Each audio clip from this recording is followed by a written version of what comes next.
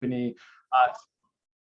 So a little bit of background, as Lena had mentioned, I'm the co-founder and the CEO of Maison Market. Maison Market is a New York-based growth marketing agency focused on e-commerce customer acquisition. A little bit about myself, I'm on Cornell's Entrepreneurship Advisory Council. I got my MBA at MIT Sloan. I'm also this coming fall teaching a class entitled Digital Commerce at Boston College. Very excited for that. And I'm also an instructor and a mentor to a number of great organizations, including the FIT Design Entrepreneurs Program, as well as a business mentor to the CFDA's Fashion Incubator. A little bit about Maison Market. I actually founded Maison Market with my younger brother, Lexi, back in 2014. Funny enough, I was reviewing our invoices, as I have to do at the start of every month, and I realized that we sent our very first invoice out on July 6th, 2014. So we're nearly 8 years to the date that we've been, just a few days over, that we've been in business. So very excited to celebrate that milestone. We have a lot of expertise across fashion, accessories, jewelry, home, footwear, wellness, fitness, kind of runs the gamut. For each of those clients, we are responsible for managing tens of millions of dollars in media every single month to help them find their best customers. In addition to that, we're responsible for driving hundreds of millions of dollars every quarter in gross merchandise volume online. So a lot of commerce and activity. Here's a brief snippet of some of the brands that we work with across a wide variety of industries. Hopefully you recognize at least one or two logos here, but I won't bore you with that. This is all on our website. I also just included here, we were recently featured in an Instagram success story for an Accessories Council member, Lili Sadugi, a brand that we've worked with for a long time and has experienced tremendous online growth. This is featured on the Meta website, and I'm happy to share it with anybody who's curious about what we accomplished there. I figured I would drop it in, but I won't be reading off of this today, just something to hopefully establish a little bit of credibility. Same deal with our press. This is something that's all on the Maison Market website, so I won't bore you with that. But instead, we could go ahead and jump into the agenda for today. So my goal here is to spend 10 to 15 minutes. I tried timing it out a little bit. I think it's somewhere in between 10 to 15 minutes talking through the state of affairs for the digital marketing industry. It is an extremely dynamic period in the industry at the moment. In fact, in the 8 years since we've started the business, I would say that this is the most maybe tumultuous, dynamic, and within a lot of the changes that are going on, there's most definitely opportunities as well. So there's a lot to cover and a lot that I put into this deck that really transpired within weeks and months. So this is all very much kind of up to the moment. So my goal is that I'll be able to highlight the opportunities within the industry. I want this to be informative. I want it to be pragmatic. And as Lena mentioned, I want it to be interactive as well. So we'll definitely field, I left plenty of time at the end. I want to field as many questions as possible. So I'll be an open book. So let's go ahead and jump into it. So I thought I would be remiss if I didn't start off by addressing the elephant in the room. Most of you are probably have heard, even in the media, if you're not an active digital marketer, whether you're reading the Times or the Wall Street Journal, you've probably heard something about this Apple iOS 14 update. And for those of you that aren't familiar with it, I'll briefly describe what had transpired. And part of the reason I wanted to lead with this up front is because it has had a ripple effect across everything that we do, every one of our clients, and just the state of digital marketing today. So to just set the scene a little bit, prior to iOS 14, the way that Facebook, Instagram, and all of these different applications worked is you use them on your phone, and let's say that I saw an Instagram ad for a menswear brand. I clicked on it, I went to their website, I made a purchase, and Facebook and Instagram or whatever platform I was using was able to fully close the loop in terms of understanding, okay, here is Matt Nastos. He went to this school, he's engaged, he is interested in basketball. They have all of my interest and audience data, and they were able to couple it with my shopping data, my conversion data, as we refer to it. So you're able to close the loop. And as a result of closing that loop, Facebook became the most robust advertising and customer acquisition platform ever in history. And there was definitely this golden era as you're going from 2015, 16, 17, 18, where the efficacy of these programs was just going up, up, up. And what's interesting is this iOS 14 Apple update, essentially in the name of privacy, what Apple did was essentially grant users the ability to opt out of this type of tracking. So in effect, what they did was they put up a wall between these apps. Doesn't matter if it's Facebook, TikTok, Instagram, Pinterest, whatever app you might be using on your iPhone, and this conversion data from the e-commerce platform. So now they're unable to speak with one another. And this has had a very enormous impact, as you could imagine, on the digital marketing landscape. So to jump into it, one very interesting and unique feature that we've noticed that has been taking place, really this is over the last, going back, starting in May, it goes back further than that, but as I had mentioned, there was this decoupling of this audience data, who is Matt, what is he interested in, and the conversion data. What is Matt shopping and how can we find more customers like him? So what we have seen is that on both sides of this equation, all of the platforms are trying to garner and gain the side of the equation that they don't naturally possess or naturally have. And I'll explain exactly what I mean by that. So some of you that are maybe active social media users, be it using TikTok or Instagram or Pinterest, might have noticed that all of these platforms are aiming to really bolster and boost their in-app shopping capabilities.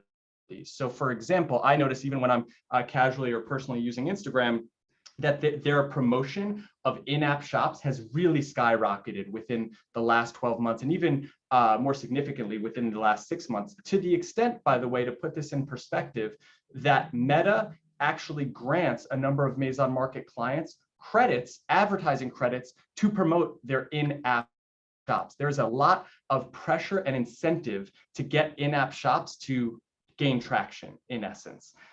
You'll also notice here, Shopify has a native integration with TikTok. Pinterest has for years had their own shoppable pin integration as well. So all of these social media platforms own this precious audience data. And what are they looking to do? They're looking to pull in all of this essential conversion data. And interestingly, on the other end of the spectrum, Shopify as an e-commerce platform owns the conversion data. So what are they looking to do with that precious conversion data? You can actually see, I realize that on this presentation, the font might be a little bit small, but this article here on the left is from May 11th, 2022. So just a few months ago, Shopify rolled out a brand new feature, which is called Shopify Audiences. In essence, what they are doing is they are taking their aggregate conversion data and enabling retailers in a privacy secure way to upload it to platforms like Facebook for targeting, and then it funnels back to the Shopify ecosystem when people complete a purchase, and then that creates a bit of a virtuous cycle or a virtuous loop. And this is all within the kind of framework and regulations of Apple's iOS 14 update. So you see this very unique dance where Facebook and Instagram and TikTok are looking to become more like the e-commerce platforms, and the e-commerce platforms are looking to own more of that audience data as well. So like a super interesting dynamic that we're seeing play out. But if you take this a step further and you take a moment, you think about, okay, this conversion data is obviously very valuable. People need it for targeting. Who else owns conversions on the internet? Marketplaces, retailers, department stores. So this is definitely not something that I had expected for 2022. But lo and behold, you have these legacy and heritage retailers, and you can see here, by the way, also just to give you a sense of the timeliness here. Nordstrom, this article is from March 1st of 2022. Macy's, this article is from March 21st. So these are very kind of recent developments. Nordstrom has rolled out their own advertising media network where brands are able to actually integrate with their advertising network and advertise using Nordstrom's available conversion data. Macy's has their own media network that they've rolled out as well. So they're looking to harness that conversion data and allow brands to use that to find new and existing customers. And of course, Amazon is a behemoth when it comes to all marketplace activity and advertising as well. And their advertising, Amazon Ads product has been scaling year over year at a really tremendous clip. So very, very interesting to see that development. Now, we've spent a lot of time talking about social media and marketplaces and Shopify. One company that we have not touched on at all, which we would be remiss if we didn't, is Google and, of course, YouTube. Google is an absolute behemoth in digital advertising. I included this chart here, and you could see here, the first row, I'll read it out in case, I don't know how small the font is for anyone out there, but Google's year-over-year growth from 21 into 20 was 43%. That's their advertising revenue, to be clear. And to put it in perspective, that's $210 billion in advertising revenue. If you combine Facebook and Instagram, which is a little bit further down in the table, they are nearly double Facebook and Instagram. And yet, Google has largely sidestepped a lot of the PR and communications issues that the social media networks have found themselves embroiled in. So they're kind of in a very unique position here when it comes to customer acquisition. And in addition to that, YouTube has become an absolutely critical property for them. And what's fascinating is you are able, as an advertiser, not a lot of people realize this, but as an advertiser, you're actually able to marry Google's data, their search query data, with YouTube advertising. So for example, let's say that I go to Google and I search, buy Gucci loafers or something to that effect. And Prada decides that, wow, people who are searching for that, that's a valuable customer that we want to get in front of. Prada can use that search query to target Matt Nastos with video content on YouTube. So it makes for a very, very robust pairing. So in addition to that, you could actually see I included another very recent article. This is from May 25th of 2022. Google is investing heavily into their e-commerce capabilities.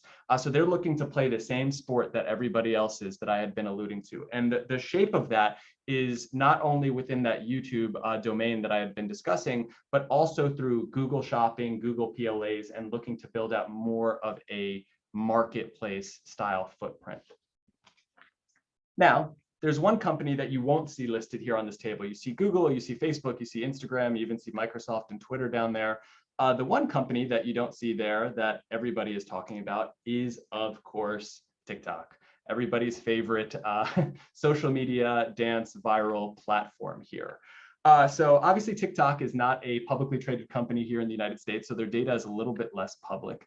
But I thought that it would be helpful here to contextually describe where TikTok is at in terms of their platform maturity. I'm actually going to read this. This is one of my favorite little snippets and quotes that I cite quite a lot.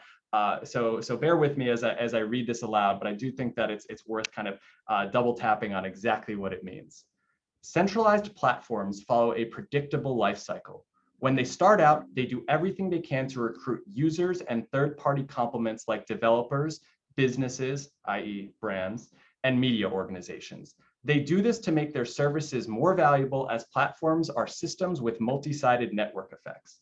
As platforms move up this adoption S-curve, their power over users and third parties, brands, steadily grows. When they hit the top of the S-curve, their relationships change with network participants, change from positive sum to zero sum. The easiest way to continue growing lies in extracting data from users and competing with complements over audiences and profits. For third parties, this transition from cooperation to competition feels like a bait and switch. That's a mouthful, but it's really profound when you consider exactly what this means. If we were to go back and be having this talk in 2015, 2016, we probably would all be able to rattle off a number of brands who were able to build enormous organic Instagram followings. Within a month, they'd have 1 million or 2 million followers, and they'd make a post and it would get, huge engagement rates and thousands of likes and views and all this great stuff and all this great engagement. These days, those stories are very few and far between. A huge reason for that is Instagram went through the exact same process that Facebook did. They got their scale, and then it became a pay-to-play model.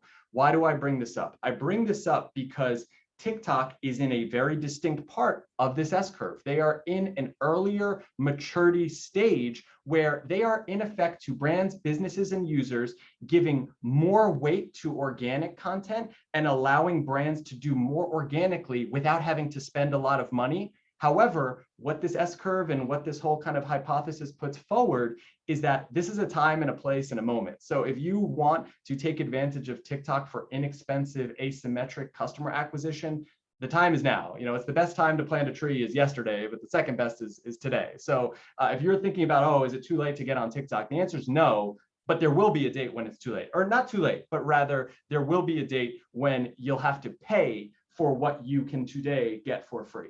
So that's something profound to consider when it comes to TikTok as a platform. And honestly, this applies. There could be a brand new social media channel that comes out a year from now. I do believe that this will largely hold true regardless of the channel. Speaking of TikTok, this is also just a bit of content-related opinion to share with you all. Obviously, TikTok has seen tremendous growth. Even if you see down here on the previous slide, you could actually see, so this is a chart of average monthly hours spent per user. You could see from 2018, TikTok has just absolutely rocketed up, long surpassed Facebook, Instagram, and I believe that's WhatsApp down there. So TikTok has definitely proven that for this short form video, it is really terrific for engagement. Many of you that are Instagram users have probably noticed that Instagram and their Reels capability is starting to become more and more and more prominent. This is very similar to what Instagram did with Snapchat when they found that Snapchat was gaining a lot of market share. What did they do? They rolled out stories, and stories obviously became a hugely prominent ad environment for Instagram users. But not to be lost in that, you'll actually see here on the left-hand side from the Wall Street Journal, YouTube says it is gaining on TikTok in short video race. So YouTube actually has their YouTube Shorts capability, which is also gaining a tremendous amount of momentum and traction as well. So what is the takeaway here? The takeaway here is that short form video, short form portrait video, all of this is essential for all brands to compete across each one of these channels. One thing that we haven't seen a lot of traction on, and something that has honestly been hyped for years now, but just for whatever reason has not been able to kind of cross the user threshold, is there has for years been a lot of talk about live shopping. And a lot of brands have experimented with it. We've seen a lot of clients in and outside of Maison Market investigate and test out live shopping capabilities. But the truth is, for a multitude of reasons, these are yet to really gain much hold or much traction. You'll actually see here, this article on the left-hand side, July 5th, this is just a few days ago, about a week ago, TikTok is actually rolling back their live shopping capability in the United States and Europe. So live shopping, for anybody who had that on their radar, doesn't seem like that's gaining a huge amount of traction. So short form video, yes. Live shopping today, unless you're in a very specific category, not so much. So this is the last slide here before we can kind of open it up, or the second to last slide, before we can open it up to Q&A. So one of the key things that you've probably noticed is that in this post iOS 14 landscape, and one of the ripple effects has essentially been a large scale diversification of customer acquisition channels. If we were having this talk 4 years ago, 5 years ago, it wouldn't be impossible, or wouldn't be uncommon rather, to find a whole host of brands that were exclusively getting customers through Facebook and Instagram. There were brands out there that were spending literally 100% of their budget on Facebook and Instagram, and an even bigger pool of people that were Facebook, Instagram, and Google. So it's really 1 to 2 channels. These days, that is it is a far different landscape. It is not uncommon to have clients that are acquiring customers through 3, 4, 5, 6+ different channels. So of course, that presents an opportunity to deleverage from any single one channel, but it also, of course, presents a challenge in that now brands are expected to have a far wider footing in terms of the different channels that they are active and they are live on. So I've tried to wrap it up here in terms of some of the key takeaways. Of course, diversifying acquisition channels. One thing that I noted very briefly here, but is very important and often underestimated, is if you're going to be live on a number of channels, you will want to keep that content native to those respective channels. You cannot just copy and paste and assume one size fits all. I'm literally just gonna take this Instagram feed post and I'm just gonna put it to stories, and then I could also use it for Reels, and I'll use it on YouTube. that perhaps unsurprisingly does not work well. So you'll definitely want to invest in content. Building first-party data is something that is essential for everyone of our clients. So that is capturing emails, SMSs, making sure that you can own the relationship with your customer. I noted here, increasing your content budget, that probably goes hand in hand with diversifying your acquisition channel. Keeping an open mind to marketplaces. Today, not many clients, just because of the part of the market that we operate in, not many clients are live on or selling through a channel like Amazon. I don't expect that to change overnight, but I do expect that in time, marketplaces are going to become more and more important for customer acquisition. And then, of course, Shopify audiences is, if you are a Shopify retailer, certainly something to keep an eye on as a potential tool to use moving forward. And then last but not least, nobody has to worry about live shopping quite yet. So I realized that that was what feels to me at least like a lot of information. I hope that at the very least it was interesting, and maybe there's one or two things that you all in the audience can take away. But yeah, I'd love to take a beat and pause for any questions. Well, interesting is an understatement. I am sitting here, I didn't even mute my camera because I'm like riveted, because all of this data is so important, not only to us at the Accessories Council, but to our members and to certainly everybody who's joined. And it also can be a little bit overwhelming. So can we talk a little bit about, I'm going to give you an example. If we have a brand that a smaller brand that has no more than, for argument's sake, $5,000 a month to spend, what is your best suggestion where they're getting the most bang for their buck? Or is that even, I mean, is that a spend for them? Yeah, sure. So this actually ties into, if we go back to the takeaways here, the second item here, building first party data. So this is something that, it's funny, I was speaking with a prospective client yesterday, and this is a topic that came up. So to put it in perspective, we have dozens and dozens of clients that we're working with across a number of different verticals and industries. To put it in perspective, today for a lot of our largest clients, our most scaled clients, anywhere from 30, 40, up to 50% of their total sales is coming from their CRM. And for the most part, what that refers to is their email marketing, and now to a growing extent, also SMS marketing is quite relevant and quite important. Now, that is surprising for a lot of people to hear, in part because email feels like such a antiquated, dusty channel. It's like, oh, is that really the next big thing? People want the shiny new thing, of course. But email is still a hugely commercial and transactional channel. So what's interesting is the answer to that question is actually in some ways the same for a big brand as it is for a small brand. If your budget is under $5,000, or it's limited, or it's finite. I mean, every brand's budget is finite. But with that said, if you have a smaller or lower scale budget, investing into acquiring opt-ins and getting people to sign up for your newsletter is hugely impactful. And you can, by the way, spend budget towards getting people to do exactly that. There are objectives within Instagram ads and Facebook ads and a number of other channels that are referred to as lead generation objectives, where instead of getting somebody to shop now, the goal is to get them to input their information, and that will get migrated right over to your Klaviyo, to your MailChimp, to like whatever email service provider you might be using. So if you have a very finite budget, you cannot overinvest in lead generation and building up your CRM. That is an asset that you as a brand will have years into the future. And the best part of all, Apple and privacy updates, Facebook, a lot of things can change, but that data will always be your brand's data, and it can't get stripped away from you or taken away from you. That's great advice. Thank you, Matt. We have a question from Ariel. So happy that you're on. Nice to see your name. So you mentioned Shopify is the platform to use. I currently use Squarespace since you can do more with coding and design. Is this a mistake?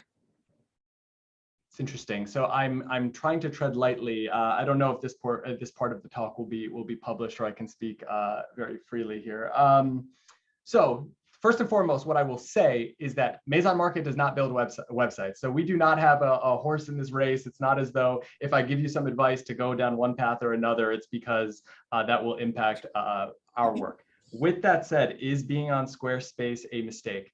if you're trying to grow your e-commerce business, almost certainly, yes. I would not have my website on Squarespace. I would 100% be on Shopify. And to put it, there's like, and that's not a knock against Shopify. I've built Shopify, or I'm sorry, that's not a knock against Squarespace. I've built Squarespace websites myself. In fact, I'm pretty sure Maison Market's very first website was on Squarespace. So it is not a knock against them. However, Squarespace does not have nearly as robust of e-commerce functionality as Shopify does. To give you some perspective, there's one stat that I like to cite here, which I think is really kind of tells you everything that you need to know. So over the years, when we first started the company, we probably had half of our clients on Magento, we had clients on Spree, we had clients on Shopify, which was, keep in mind, this is 2014, 2015. So Shopify is still in its earlier days. So it's a very kind of diverse mix. Over the years, we have had a number of clients, an increasing number of clients, migrate from these other platforms to Shopify. In 8 years, we have never had a client migrate off of Shopify. So like, if that tells you a bit about the efficacy and the stickiness of their platform, they most definitely are very effective. I could go into like a longer kind of spiel here about why that is. Like, one thing that makes Shopify very effective is, almost like the iPhone App Store, they actually also have their own Shopify App Store. So let's say that you need to, like, you want to have some custom widget or some plugin. Rather than paying a developer tens of thousands of dollars to build that for you, you can actually go to the Shopify App Store, and just like you would download an app on your phone, you could download and integrate that widget, for $9.99 a month or whatever that might be. In addition to that, if you're concerned with Shopify being expensive to migrate to, there are a whole host of themes and templates and things that are mobile responsive and still very good. What I mentioned, the reason a lot of people shirk when they hear, oh, I don't want to use a theme, that's going to be, I'll be like everybody else. What separates online shops and brands and businesses is actually not where your buttons are on your website and the framework or the theme. What separates brands and businesses are their content, their assets, their images, and of course, their product. So that's like really at the core of what is going to sink or swim an online business. So I wouldn't have mixed feelings, especially, by the way, using a theme to get the business off the ground for the migration, and then maybe in 6 months you invest into a bigger overhaul and like a little bit more custom functionality. But yes, I would definitely endorse Shopify as a platform. Right now, to give you a perspective, probably over 90% of Maison Market's clients are on Shopify. So hopefully that gives you a little bit of a sense of our perspective. That says a lot. Thank you. We have a question from Amanda. What's the easiest way to increase your reach without increasing your ad budget? Oh, Lena, you broke up for 1 second. I can see the question though. So, can you hear me? I can. I'm sorry. Okay. Can you hear me now? Sorry Yep, about you're back. that. You're all good. You're all good. Okay. Yeah. What's the easiest way to increase your reach without increasing your budget? It's an interesting question. So the way that a lot of these advertising platforms work is you give them an objective. So like you go into Meta and you say, for your Facebook and your Instagram ads, I want conversions. I want to be, I want to be able to find more customers. And then what Facebook's algorithm will do is say, okay, this is the event we're looking for here with conversions. We want to figure out how to do more of this. And you can change. I had already alluded to a different type of objective in terms of lead generation. You can actually give these platforms different brand awareness objectives. So for example, if you want to, let's say that you have a really beautiful video from a recent campaign, and really what you want to do is maximize views or maximize engagement, you can actually go to these platforms and give it a different type of objective. So like, let's say that it's a 30-second video, you can actually give it the objective that we want as many people to watch the 30 seconds or as much of the 30 seconds as possible. So you can actually shift towards more engagement or reach focused metrics. The question is not the question, but the thing that you have to be okay with is you are then playing a bit of a longer term strategy in terms of, like, a lot of brands get addicted to conversions and they're like, hey, if I spent $1,000, I want 10,000 back. And like, that's kind of like the mode of operation that they're in. If you're looking to expand reach, you can do that, but then you have to have some kind of game plan for how you will re-engage those users. So let's say that you had $5,000 to spend a month, and that got you, 50,000 video views. Now what? Like, obviously you're not in business to get people to watch videos. The goal has to be to re-engage and retarget those people so that they will come back and hopefully make a purchase at a future date. So it's just a question of like how you balance those objectives within the different platforms. So what is a good conversion rate? Yeah, so it's an interesting question, and it's a question that we get asked and I get asked all the time. And I wish that there was just, my life would be a lot easier if there was just a number and I could just say a good conversion rate is 1%, and then that's the end of the conversation. Unfortunately, it is a far more nuanced conversation than that. But we do have a methodology for understanding and unpacking conversion rate, and specifically product market fit at Maison Market. So when a client or prospective client asks, like, what's a good conversion rate? The immediate question that I ask, and that in my opinion, everybody should follow up with, is, well, what is your average order value? Maison Market has clients that have average order values that are as low as $100 or less. We also have clients that have average order values that are well into the thousands of dollars. So you could think of luxury goods, you could think of fine jewelry companies. So what is a good conversion rate if you're selling $100 t-shirts, or if you're selling $2,000, $3,000, $5,000 bracelets? Obviously, the answer to that question is going to be different. Like when you're selling those higher ticket items, you're looking for more of a needle in a haystack, a very specific consumer, versus if you're selling something for $100, you need to get a high volume of customers in order for that to make sense. So one thing that we do at Maison Market that's like a quick bit of math that I think is really helpful to answer the question is you can actually, if you multiply, so anyone on this call or on this webinar that has their own online business, multiply your conversion rate times your average order value. What that does is that can actually just normalize those two metrics next to one another. So to give you an example, let's say that you have a 2% conversion rate and your average order value is $300.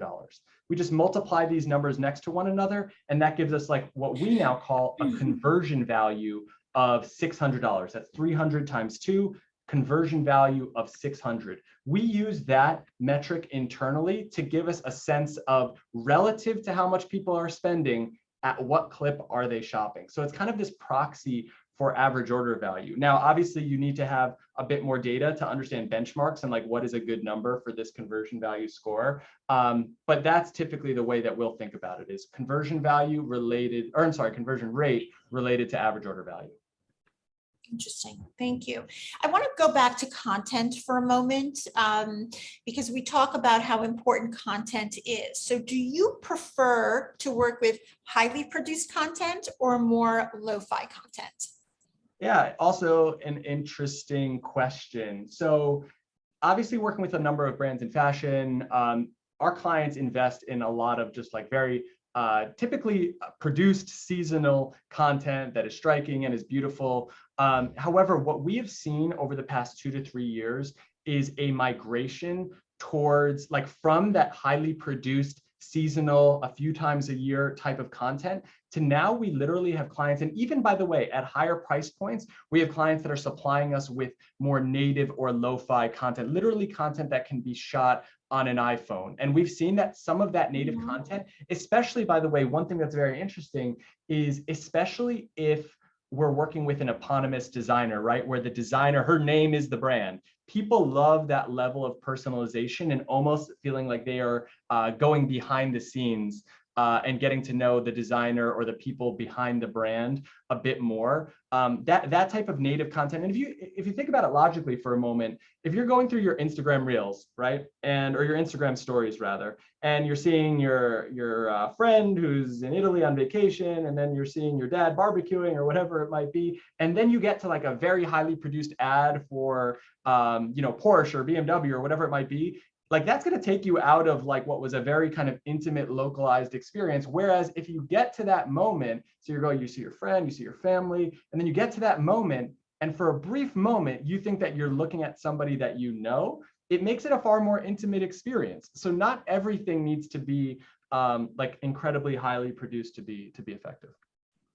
So I wonder how much of the good content turns into sales. So if you're seeing your dad barbecuing on this amazing grill, do you right away think, oh my God, that looks so amazing. Let me Google where that is and let me go ahead and purchase that, right? Yeah. Wonder. Yeah, one interesting metric that like brands should also be aware of is your branded search volume.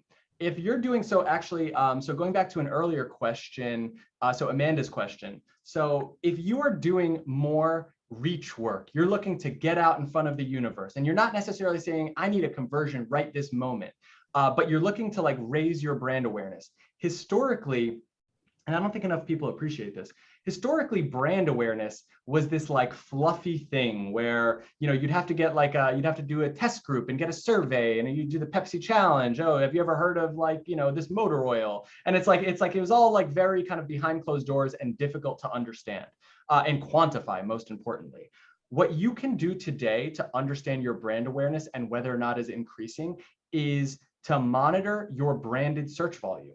Are more people searching in Google for your brand name today than they were last month? And if you're doing good work, if you're getting good PR, if you're working with the right influencers, if your digital marketing is working well, if you're deploying all these strategies effectively, I would hope that more people are looking for you within Google, because that is the lowest part of the funnel. When I'm like, to go back to your grill example, you know, when I'm ready to buy a grill, if the first name that comes to mind for me is Weber, let's say, like, what am I going to do? I'm going to go to Google and I'm going to type in shop Weber grills or best Weber grills or something like that.